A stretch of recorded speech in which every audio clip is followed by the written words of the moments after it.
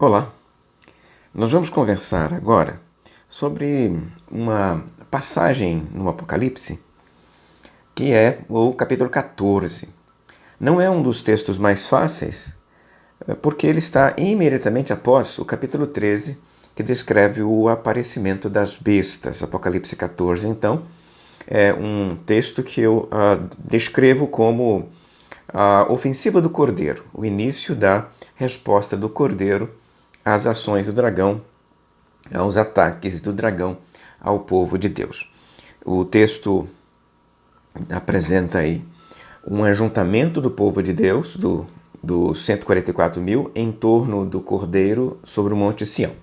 É uma cena simbólica de um evento.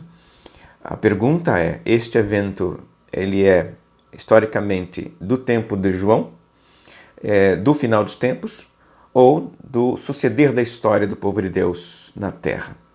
Então, para responder esta pergunta, eu proponho a análise na forma de 3 níveis de leitura. O texto simultaneamente pode descrever o tempo de João, a história da igreja ou o final dos tempos, na maneira ou na estratégia de leitura em 3 níveis. O nível 1 é o nível histórico. Neste caso, o evento do capítulo 14 descreveria o que acontece após a ofensiva do dragão, das 2 bestas de Domiciano sobre o povo de Deus no século II da história da igreja. O nível dinâmico descreve o que acontece na história quando bestas se levantam contra o povo de Deus. E o nível escatológico, um evento do final dos tempos, com o surgimento de um anticristo, uma grande tribulação e o que isto provoca sobre o povo de Deus. Então, a leitura em 3 níveis. Eu proponho para que você evite ficar brigando sobre qual interpretação está correta ou equivocada, ou seja, para evitar esses debates desconfortáveis que acontecem sobre escatologia por aí afora, e entender que é possível ler esse texto por meio de 3 níveis de leitura. Volto aqui à questão do ajuntamento. Os 144 mil representam simbolicamente o povo de Deus que responde ao convite do Cordeiro. E, em linhas gerais, o 14 corresponde aí à grande tribulação, este evento que se dará no final da história, descrito em termos de 3 níveis. O nível 3, o escatológico, aponta para uma grande tribulação no final dos tempos.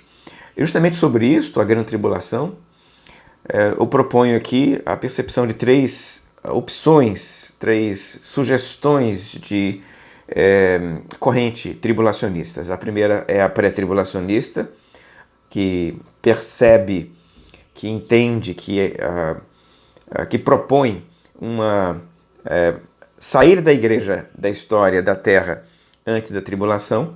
A miri-tribulacionista, que argumenta que a igreja passa pela metade da tribulação, e a pós-tribulacionista, que espera que a igreja passe por toda a tribulação. São 3 correntes tribulacionistas que estão por aí, você encontra isso nos comentários bíblicos entre os autores, e é bom você ter uma percepção não apenas da corrente que você adota, mas também de outras correntes, para você entender que há um debate sobre este assunto.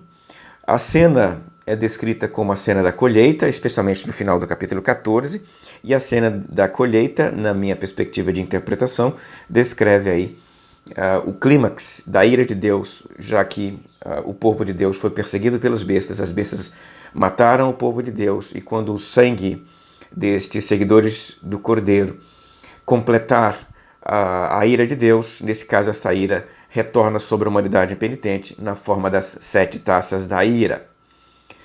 Neste sentido, eu acho que uma das grandes perguntas que o capítulo 14 coloca diante dos leitores é como reagir às bestas, como reagir à perseguição das bestas. Quando as bestas surgem no capítulo 14, o que elas querem é adoração, adesão, e elas oferecem, em contrapartida, uma vida mais fácil na terra, não tem perseguição, elas oferecem benesses materiais. Agora, se o indivíduo negar-se a seguir a besta, negar-se a fazer aliança com as bestas, a besta reage, perseguindo e eventualmente matando os seus adversários. Então, diante disso, quando o povo de Deus é confrontado com as bestas, ele precisa tomar uma decisão.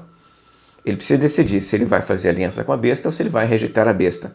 E nesse sentido, há dois caminhos que o capítulo 14 apresenta. Para quem faz aliança com as bestas, sobrevive. A besta entrega a benesse, a pessoa continua vivendo normalmente sua vida em aliança com a besta, mas quando o cordeiro voltar, enfrentará a ira do cordeiro. Agora, quando o fiel seguidor do cordeiro, diante das propostas da besta, rejeita aquilo que a besta propõe, o resultado é a perseguição das bestas e, eventualmente, a morte nas mãos das bestas, mas no final dos tempos, a ressurreição gloriosa para reinar com Cristo. Então fica diante do seguidor de Cristo aí os dois caminhos que o capítulo 14 apresenta, né? Rejeitar a besta ou rejeitar o cordeiro.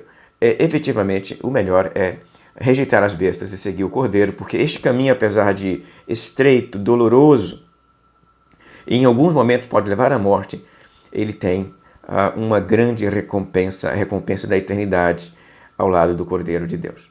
Nós vamos parar por aqui, eu continuo com você numa próxima oportunidade. Até lá.